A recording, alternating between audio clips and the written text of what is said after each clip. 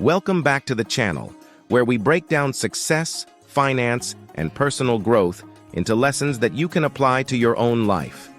Today we're diving into one of the most influential self-help books of all time, Think and Grow Rich by Napoleon Hill. Now don't let the title fool you. This book isn't just about getting rich financially.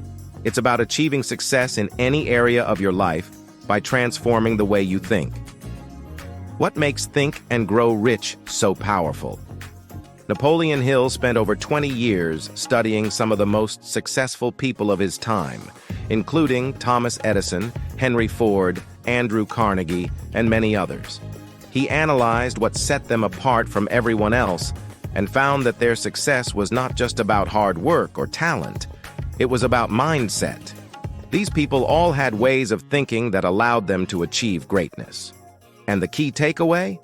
If you can learn to think like a successful person, you can achieve the same level of success. But here's what's interesting. Success, according to Hill, starts in the mind. The most successful people didn't become wealthy, powerful, or influential by accident. They achieved their goals by first transforming their thinking. Hill believed that if you change your thoughts, you can change your life. So are you ready to learn how to think like a successful person? Let's dive in. The foundation of Think and Grow Rich is this: your thoughts shape your reality. What you think about most often, what you focus on, and what you believe in your heart eventually becomes your reality. Napoleon Hill discovered that all successful people had one thing in common. They knew how to control their thoughts and focus them on success. Think of your mind as a garden. Every day you plant seeds, thoughts about who you are, what you want, and what you believe you can achieve. If you plant seeds of success, confidence, and positivity, you'll grow a garden full of opportunity. But if you allow doubt, fear, or negativity to take root, those thoughts are like weeds. They'll choke out your potential. The good news? You're the one in control. You get to choose which seeds to plant and which to nurture. Your thoughts are incredibly powerful. They create the blueprint for your future. If you're constantly thinking about success, you're building a mental framework to achieve it. But if you focus on your limitations or failures, you're laying the groundwork for more of the same. Hill calls this the power of thought, and it's the foundation for everything that follows in this book. Essentially, you are the architect of your own success. Here's a powerful analogy. Imagine you're an artist painting your life's masterpiece. Every brush stroke represents a thought, and those thoughts combine to create the bigger picture. If you use bold, positive, and confident strokes, your painting will be vibrant and full of opportunity. But if your strokes are hesitant, negative, or full of doubt, the painting will reflect that. The lesson here is simple. Guard your thoughts carefully. They are the foundation for everything you will accomplish. So, what's the first step toward success, according to Napoleon Hill? It's desire. But not just any desire, it has to be a burning desire. Hill explains that desire is the starting point of all achievement. It's not enough to simply want something or wish for success. You need to be so deeply passionate about it that you're willing to do whatever it takes to make it happen. Hill compares desire to the engine of a ship. Without fuel, the ship stays anchored in the harbor, unable to move. But with a burning desire, it's like adding fuel to the engine. Suddenly, the ship has power, and it can cross any ocean. Desire is the force that propels you forward, even when the waters of life get rough. But here's the catch. Your desire has to be definite. It can't be vague, like, I want to be successful or I want to be rich. You need a clear, specific goal. For example, instead of saying I want more money, say, I will earn $100,000 by the end of the year. When your desire is specific, it becomes much easier to focus all your energy on achieving it. Without a definite desire, your energy gets scattered, and it's difficult to move forward. A burning desire isn't just about wanting something, it's about making it your obsession.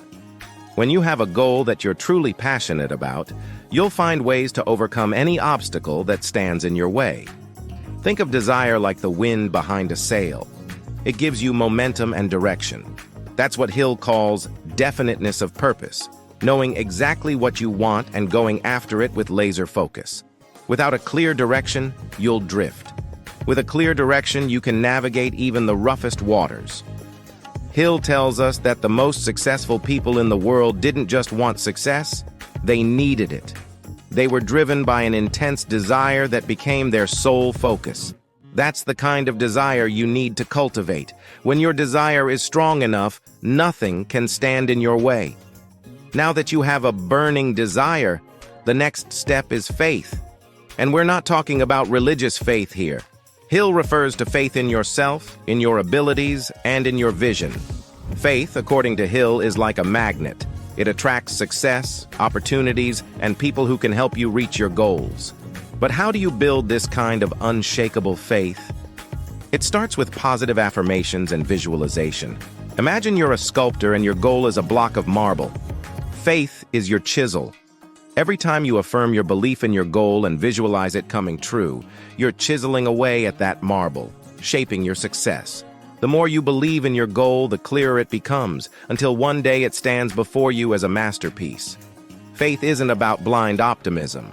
It's about creating a clear vision of success in your mind and then working toward it with certainty. Here's an important point. Faith is like a muscle.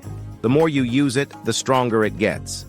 At first, it might feel difficult to believe in something that hasn't happened yet, but the more you visualize your success and affirm your belief in yourself, the more real it becomes.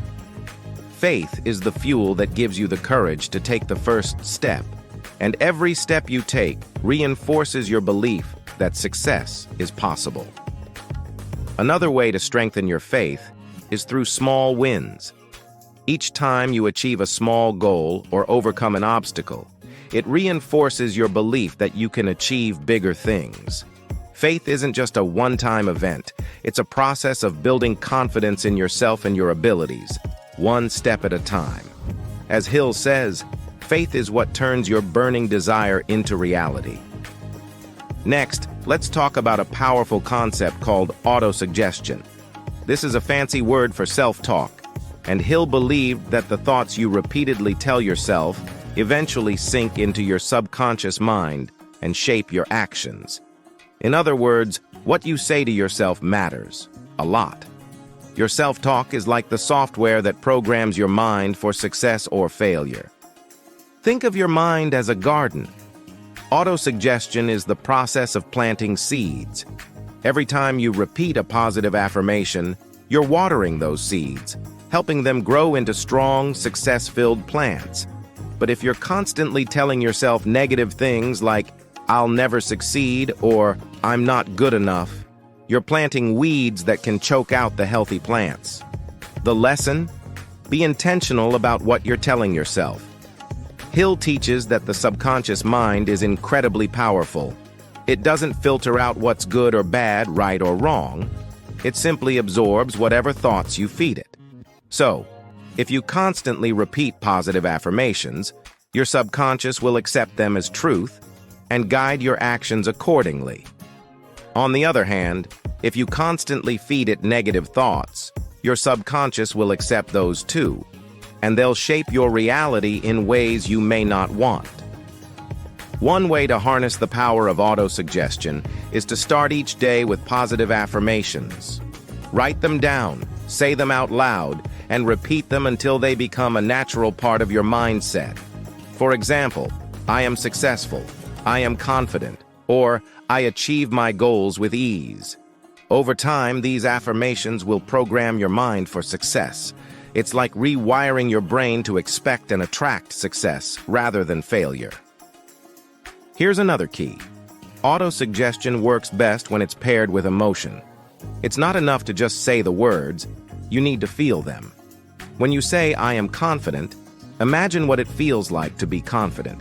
When you say, "I achieve my goals," visualize yourself achieving them and feel the satisfaction of success.